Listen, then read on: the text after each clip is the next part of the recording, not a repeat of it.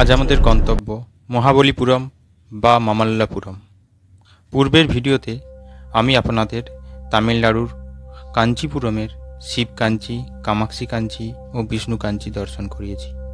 আজ আমরা যাব এই কাঞ্চিপুরম থেকে প্রায় 65 কিলোমিটার দূরে অবস্থিত মহাবলীপুরমে, যেখানে পল্লব রাজাদের সময়ের ভাস্কর্য যেমন সোট টেম্পিল, কৃষ্ণার বাটার বল, অর্জুন রথ, পঞ্চরথ প্রভৃতি আমরা দর্শন করব। এই মহাবলীপুরম মূলত পল্লব রাজাদের সময়কালে মোটামুটি 6ষ্ঠ থেকে 7ম শতাব্দীতে সমুদ্রের তীরে গড়ে ওঠা এক অপরূপ ভাস্কর্যের নিদর্শন। পল্লব রাজবংশের অন্যতম প্রভাবশালী রাজা ছিলেন নরসিংহবর্মা। ওনার অন্য একটি নাম ছিল মহাবলী। তিনি এই সময়ে অনেক ভাস্কর্য স্থাপন করেছিলেন, তাই এখানে এই জায়গার নামকরণ হয় মহাবলীপুরম। মহাবলীপুরম পৌঁছানোর কিছু পূর্বেই দেখতে পেলাম রাস্তার দুদিকে পাথরের মূর্তি তৈরি হচ্ছে। সেখানে দেখলাম প্রচুর দেবদেবীর মূর্তি রয়েছে, খুব সুন্দর লাগছিল। দাঁড়িয়ে কিছুক্ষণ দেখলাম এবং আমরা এগিয়ে চললাম মহাবলীপুরমের উদ্দেশ্যে।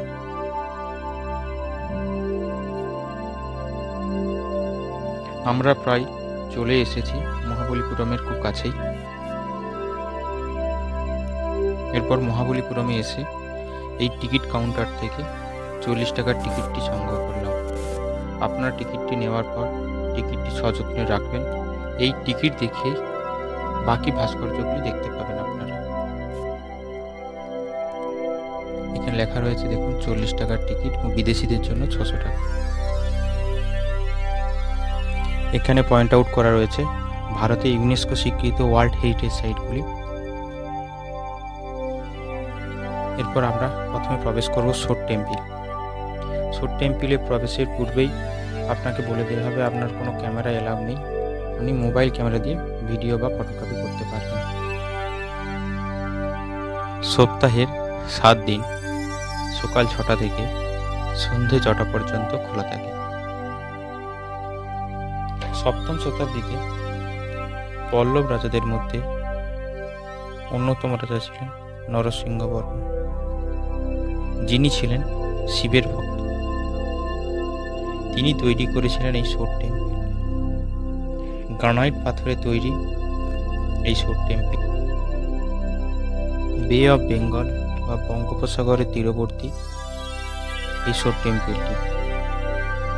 এই সময় মহাবলীপুরম ছিল খুব ব্যস্ত একটি বন্দর এবং এই সমুদ্রের তীরে অবস্থিত এই বিশাল মন্দিরটি নাবিকদের দিক নির্দেশ করতে সাহায্য করত। মার্কো পোলো এই মন্দিরটিকে 7 প্যাগোডা বলে উল্লেখ করেছেন, যদিও 7 প্যাগোডার মধ্যে একটি প্যাগোডাই লক্ষ্য করা যায়, বাকি 6টি প্যাগোডা নষ্ট হয়ে গিয়েছে। এই মন্দিরের গর্ভগৃহে শিব, পার্বতী ও গণেশের মূর্তি আছে। 1984 সালে এই মন্দিরটি ইউনেস্কো ওয়ার্ল্ড হেরিটেজ সাইটের স্বীকৃতি পায়। মন্দিরের ঠিক পাশেই রয়েছে খুব সুন্দর সি বিচ, তাই এটি সোট টেম্পল নামেও পরিচিত।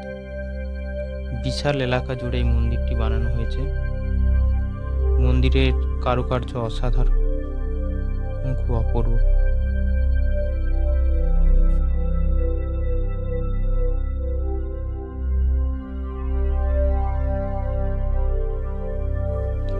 মহাবলীপুরমের অধিকাংশ স্থাপত্যই গ্রানাইট শিলায় তৈরি এবং এই স্থাপত্যগুলি অন্য শিলায় তৈরি হলে নষ্ট হয়ে যেত, তাই অধিকাংশই গ্রানাইট শিলার দিয়ে তৈরি করা হয়েছে।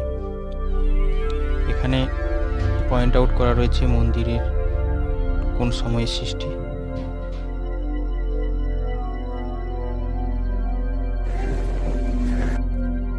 এখানে মন্দিরগুলির ডিস্টেন্স একটি থেকে আরেকটি অনেকটাই।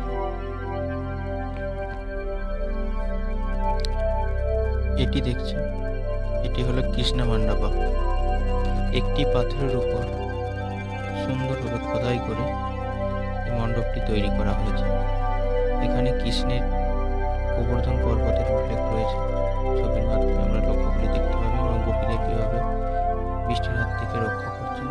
আর চিত্র এখানে ফুটিয়ে তোলা হয়েছে।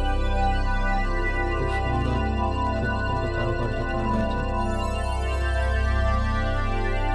মানুষ নিজের হাতে যে শিল্পকর্ম করতে পারে তা না দেখলে বুঝতে পারে। অসাধারণ সূক্ষ্ম সব কারুকার্য।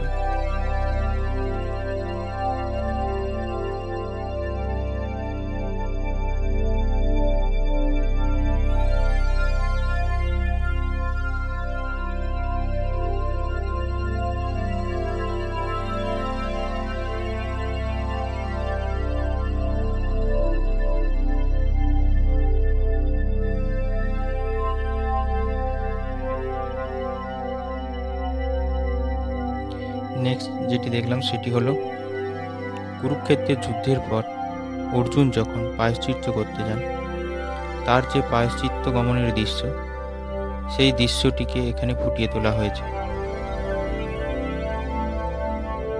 দেখুন এখানে সেটি উল্লেখ করা রয়েছে। অসাধারণ সূক্ষ্ম কারুকার্য।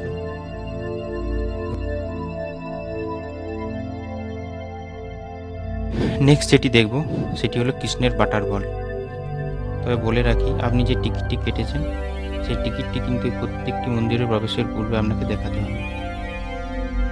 আসুন আমরা জেনে নিই কৃষ্ণের বাটার বল সম্পর্কে। এই যে পাথরটি লক্ষ্য করছেন, এই পাথরটি 45 ডিগ্রি কোণে হেলে রয়েছে। আজ পর্যন্ত কেউ এই 1 ইঞ্চি পাথরটাকে হেলাতে পারেনি। 1908 সালে মাদ্রাজ গভর্নমেন্ট 7টা হাতির মাধ্যমে এটাকে ফেলার চেষ্টা করেছিল, কিন্তু পারেনি। একবার দেখলে মনে হবে সামান্য একটু হেলালেই যেন পড়ে যাবে, কিন্তু প্রায় 1200 বছর ধরে এটি ঠিক একইভাবে, না ভূমিকম্প না কোনো সাইক্লোন ঝড় কোনো ক্ষতি করতে পারেনি, ঠিক দাঁড়িয়ে রয়েছে এইভাবে। নেক্সট আমরা যেটা দর্শন করব সেটি হলো গণেশ রথ। এটি একমাত্র মন্দির যেখানে এই গণেশের পুজো হয়, বাকি অন্যান্য মন্দিরগুলিতে পূজা হয় না। এই মন্দিরটি তৈরি করেছিলেন নরসিংহ বর্মনের পুত্র পরমেশ্বর বর্মন। এই মন্দিরগুলো দ্রাবিড় শৈলীতে তৈরি। এই দ্রাবিড় শৈলীর মন্দিরগুলিতে কোনো চূড়া থাকে না। এই মন্দিরের উপরের অংশগুলো হচ্ছে একটা ধরনের। দক্ষিণ ভারতের সব মন্দিরই দ্রাবিড় শৈলীতে তৈরি। নেক্সট আমরা গেলাম লাইট হাউস। এই লাইট হাউসের উপরে ওঠা যায়, তাই টিকিট কেটে লাইট হাউসের উপরে উঠলাম এবং প্রত্যক্ষ করলাম লাইট হাউসের উপর থেকে মহাবলীপুরম শহরটা। খুব সুন্দর লাগছিল। আপনারাও দেখুন সেই লাইট হাউসের উপর থেকে মহাবলীপুরম।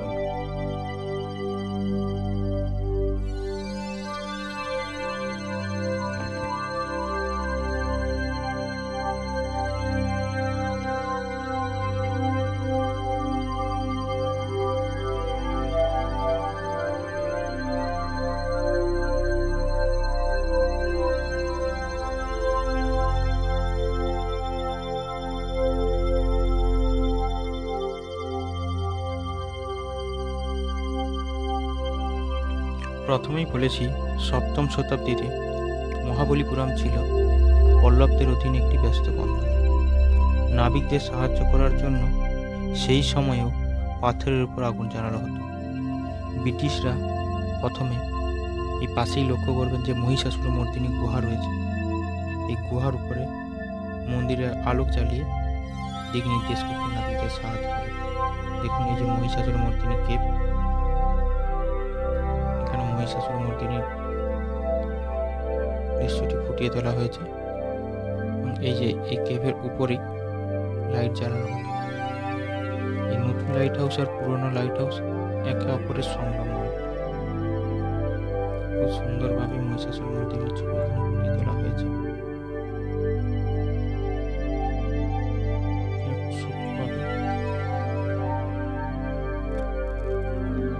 মন্দিরের কারুকার্যকে ফুটিয়ে তোলা হয়েছে। আমরা এই কেভের উপরে কারুকার্যগুলো দেখব।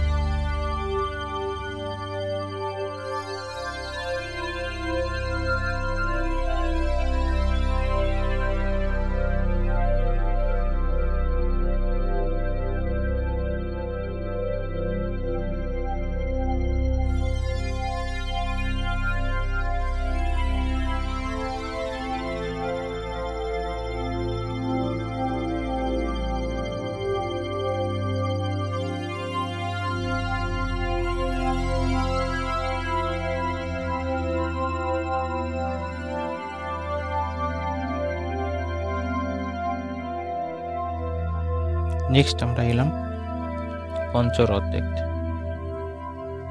এখানে প্রথমে রয়েছে দ্রৌপদী রথ, তারপরে অর্জুন, দুপাশে রয়েছে নকুল এবং সহদেবের রথ, ভীষ্মের রথ এবং শেষে রয়েছে ধর্মরাজ যুধিষ্ঠিরের রথ।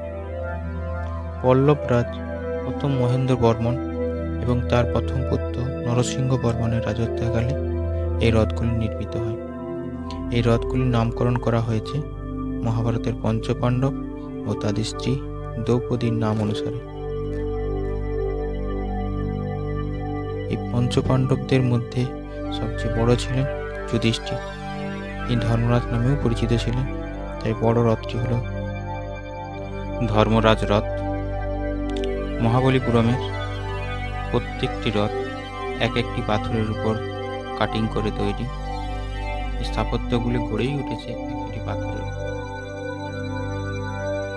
যাই হোক, ভিডিও কেমন লাগলো অবশ্যই কমেন্ট করে জানাবেন।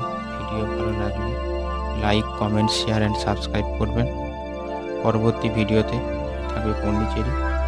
আজ আমরা পন্ডিচেরির উদ্দেশ্যে